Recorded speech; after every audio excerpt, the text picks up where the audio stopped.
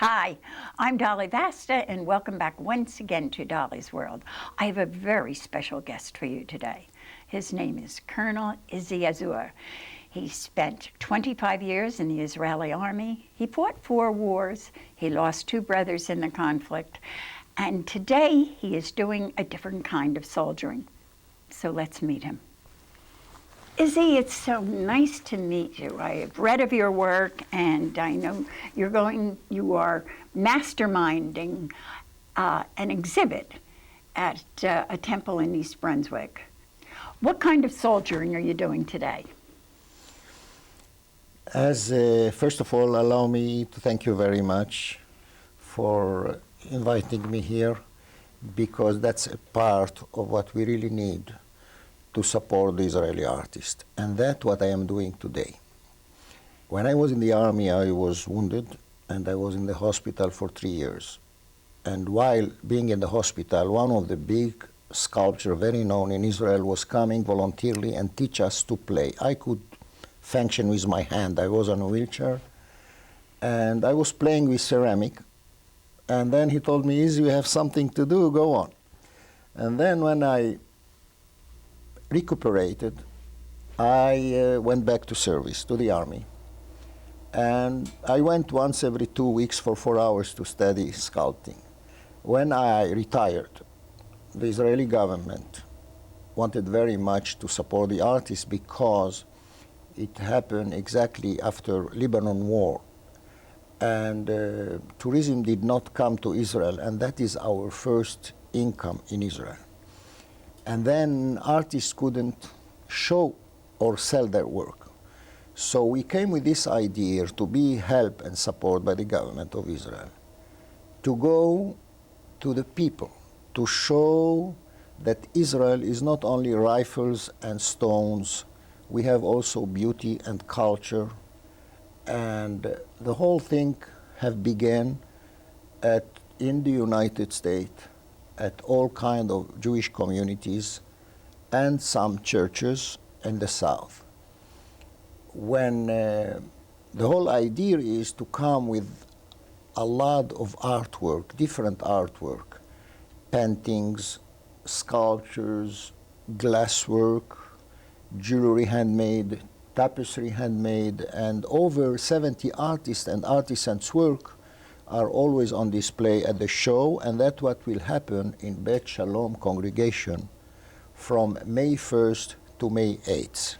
Now, this supports the artists back in Israel.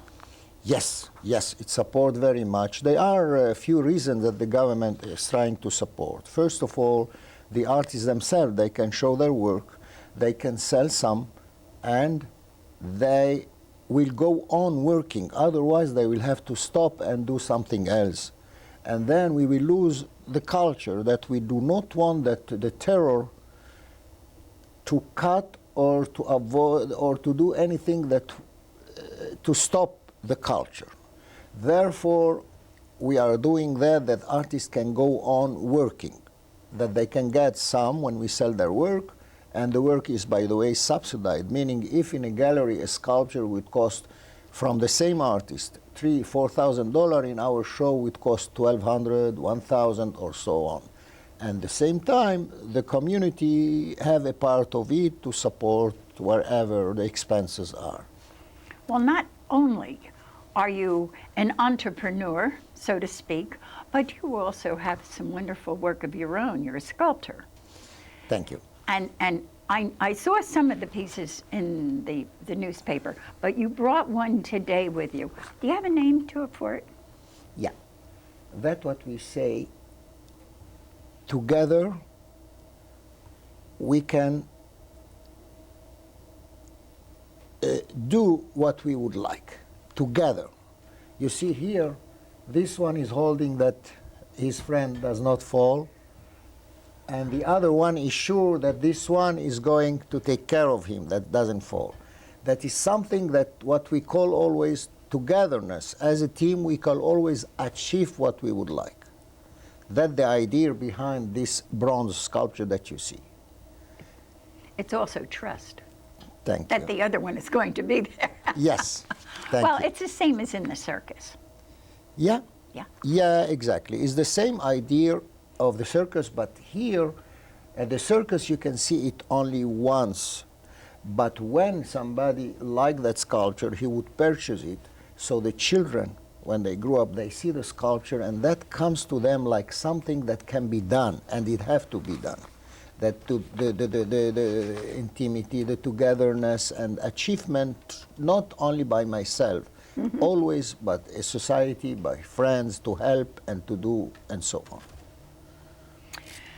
I am amazed that there are so many artisans in a world there that is so full of violence.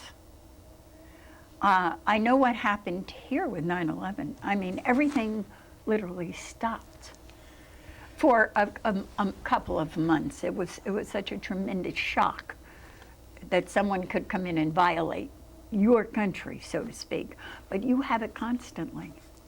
Yeah, since I know myself, I am sixth generation born in Israel. And since I know myself, my day one, we never had quietness in Israel, what we really wanted always. Therefore, the word shalom in Hebrew, shalom is peace. And you do it, you say it to everyone all the time, because we really seek for peace. We want the peace. But we live in this situation.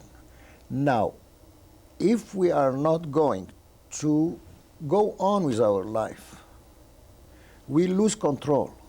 Therefore, in Israel, by the way, one of our artists, her daughter, 19 years old soldier, was killed in a bus 6 months ago. And then I came when she was sitting Shiva, we say. I mean, we have something at the Jewish... I understand. I came for sure to say my condolences. And then the mother, and that was her only daughter, the mother as a sculptor, I hugged her, and she told me, "Oh, Izzy, I have something for you." She went there and she gave me 2 sculptures to put in the show. The meaning is, wherever it happened to me, we have to go on, because where are we going to go? That's our small country. We have to defend. We have to live there. We were born there.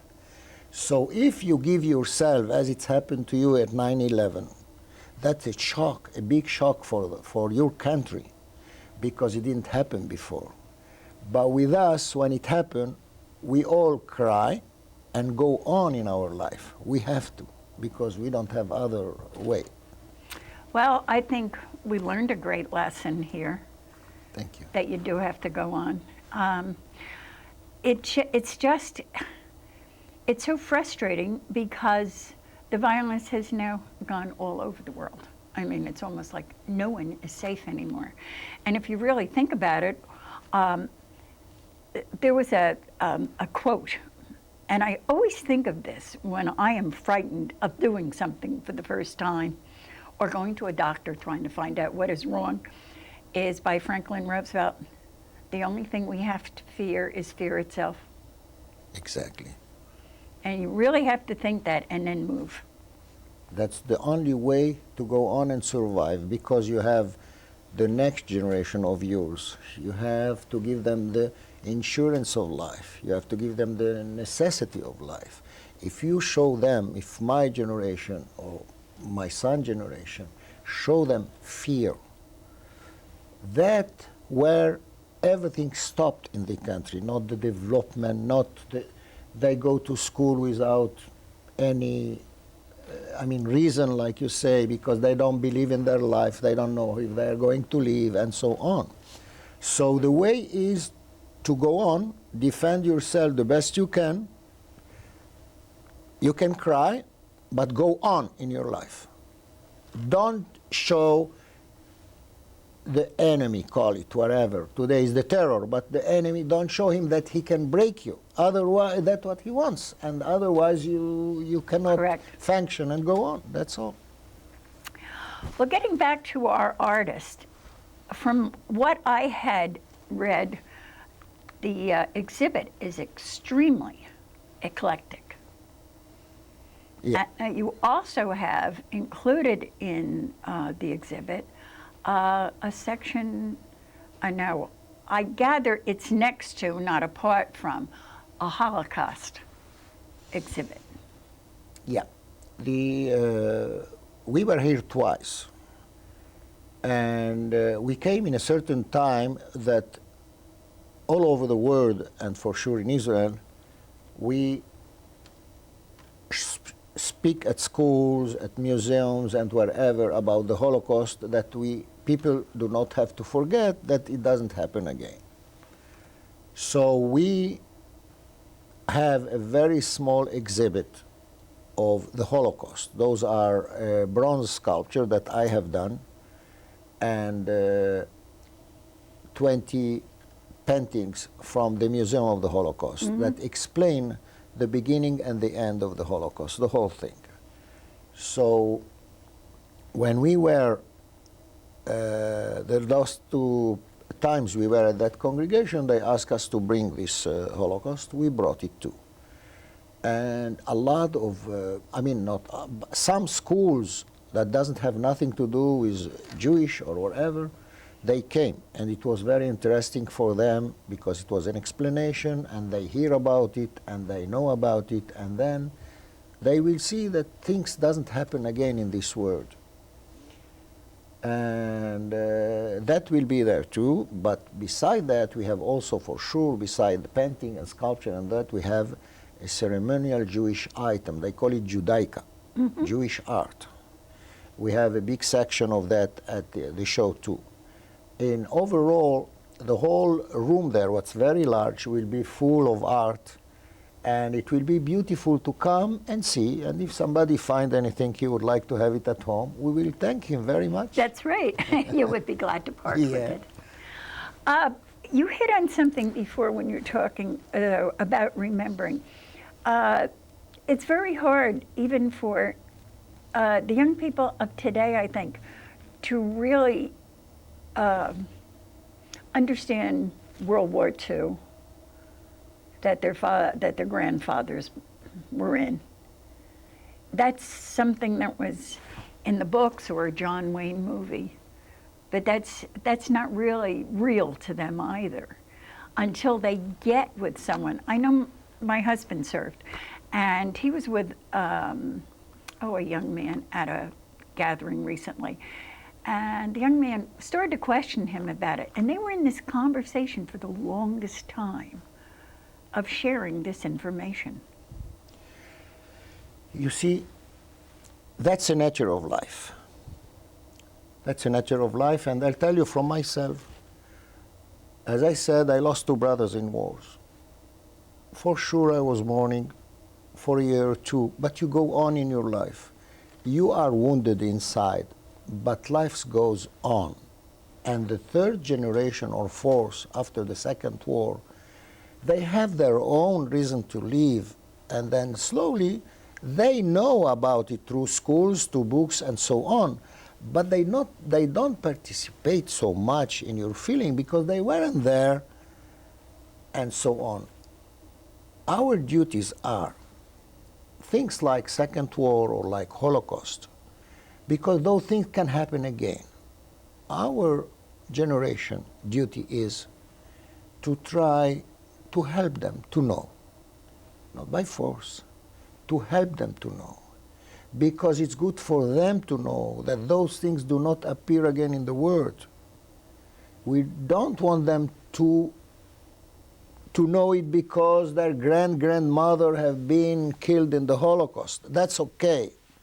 That's good that they know, but we want them to know that those things do not repeat it, do not happen again. And that one of the reasons that museums and books and teachers at school and program at school is trying to speak about it. I think it's not enough. I think it have to be done much more. But we have to do that to avoid for the future, not to remember the past, to avoid for the future for them. I agree with you. And on many subjects, I think that schools zip through them very fast. Because I I don't know. I think the whole idea is totally on the future. But the future is really made up, in my opinion, or maybe I'm just looking at it from my age now, of the past and the present put together. Yes. And yes. if you don't have those, you don't have the third one, really. I tell you the honest truth, we had this discussion in Israel a lot because we have to remind our children all the time, because people still survive from the Holocaust in Israel. We have some that are still alive, and we do that. We let them meet each other, we speak about, we have a lot of museum of Holocaust and so on. But we think also it's not enough. Schools at the program do not speak enough about those things in the past that in the future does not happen again. I agree with you, but in another hand, I do not want to push too much that, because we found wherever we speak about the Holocaust too much to our kids, they lose that confidence. You see, the confidence of each one, they somehow lose it a little bit. So we have to tell them, we have to do the best that they know. We have to avoid for the future. But in another hand, we have to be very careful with that. Because wherever you speak about things like that, if you speak too much, you tell too much, the kids that grew up lose confidence. That's what we found in Israel. Therefore, I think our programs in Israel take very good care that we don't push too much. That's very important, that the children grow up with self-confidence and so on, and then they can take care that it doesn't happen again. Right. That's what we think. I don't know about the programs in the United States, therefore I cannot judge anything, but you know much better, and you said what you said. I said we have to do it, but not to push too much. Well, I think it's just starting to happen with the business in Iraq and young people fighting over there that are 18, 19, same age. And it's sad. And every day you hear, well, and I heard one reporter say one day, and it really bugged me as a mother, well, we only lost 3. Each one is a word. Yes. Anyway, I feel I'm leading this downhill here, so let's get back to your exhibit, which is the reason you're here. You. It's just that you're fascinating to talk to on this subject. Thank you, my lady. Thank you. This caught my eye as I turned around. It is a picture that everyone in the world, I think, could look at it and say, my kid. We'll do that. You see, this artist who made those will have few paintings of his. He does more children growing up with their own hobbies and other things. He came in Israel. He emigrated like 12 years ago when the Soviet Union opened the gates. A lot of immigrant Jews came to Israel, and he was one of them. And he is one of the top of the Israeli painter today. He is also a teacher at art school in Jerusalem. And his work are fascinating. They are, in the United States, in some galleries, they have their work, his work. And as you see here, the girl, in her free time, she is painting. She's painting mommy's house. And he have another piece with a boy that look at the map of the world and think, what am I going to do when I grow up? That's his way of painting. He always give all kind of,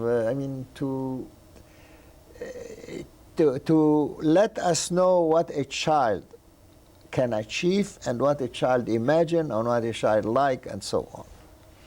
What about some of the other painters in their work? What Do you have landscapes? Oh, and- yes, yes. We do which have I landscape, happen to love and myself. that is, and most of the work are original oil, and we have landscape.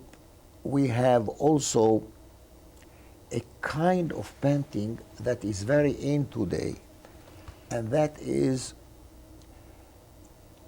the time of Toulouse-Lautrec, meaning at the end of the 1900s, when the feminism was very strong, and ladies would sit in the cafe with all kind of hats, you know, and so on.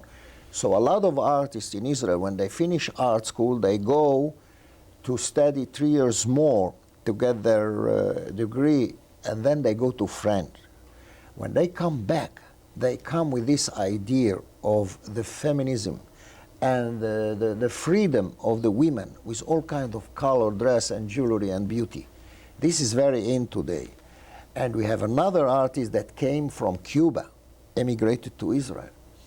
And he also came with a beautiful new idea that a painting that you come to your lobby at your home, like each one of us have some posters and whatever.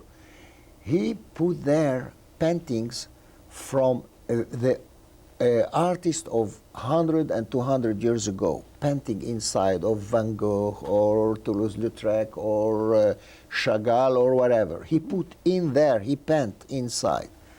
And that is something new in art and in paint. And in our show also we have those things. And we have also Judaica, meaning Jerusalem, and Israel views and things like that. Well, I don't want to negate, and we started to talk about your work before, because I saw you have an older couple sitting on a bench. Yeah. And it reminded me of a story that I have a friend that lives down in the community in Florida. I call her the Snowbird. Yeah. And she told me about this the other night, and I looked at the picture of this, and I thought, oh my God. It's a couple, every day she walks past this little bridge. And there's a bench there, and there's an elderly couple sitting there, and he has his arm around her shoulders. But the amusing but yet sad thing about it is they both have oxygen tanks with them. He has his and she has hers. And Yeah. it's wonderful to think that they still have this love. You see, I make mine, and I will have it in the show, mine called Together Forever. I didn't put the couple, they are in their late 80s. I have seen them. A friend of mine asked me one day, like 3 years ago, 4 years ago, can you please take me to Jerusalem to visit my parents? He didn't have his car. I told him, sure. I took him there, and then we came to the home for elderly people in Jerusalem. As I come with the car, I saw a couple of their late 80s sitting on a bench. He held her, and she is on his shoulder with complete face, meaning not smiling, not sad, but complete with her life. I said to my friend, you go visit who you want. I don't move now. I don't move. I stand there like an hour. Look at them.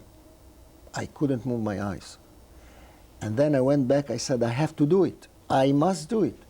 And it took me like 1.5 years, and I have done it. And it was in the museum. And now I have it in shows that I sell it.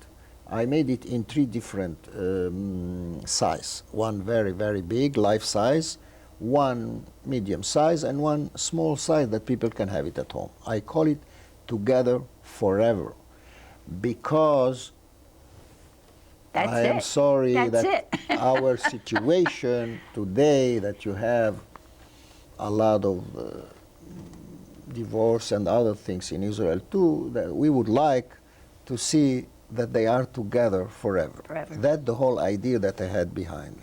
You know, I am getting signals on time, Izzy.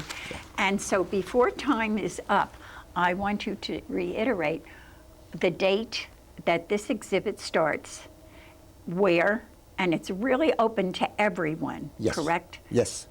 So, So give me the the info. place is Bet Shalom at Fern Street. Fern Road, yes. Yeah, at East Brunswick for sure.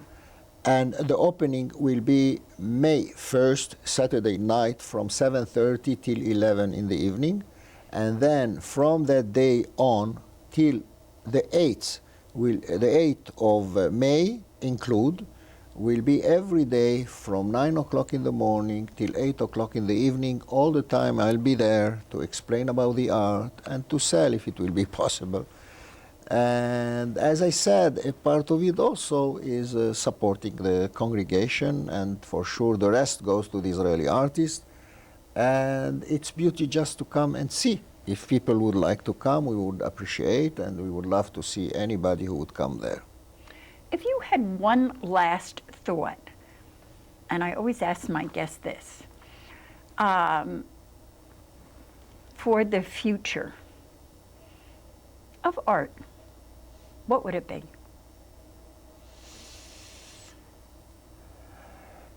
I would like very much that, as it happened at the end of the 18th century and the beginning of the 19th, that art had influence on people. Because through art, people could see things and behave a little bit differently than what we are seeing today, that the anger and the fighting around and all that. Maybe through art, some peace in this world will come, will arrive, because that we really need, all of us, everywhere.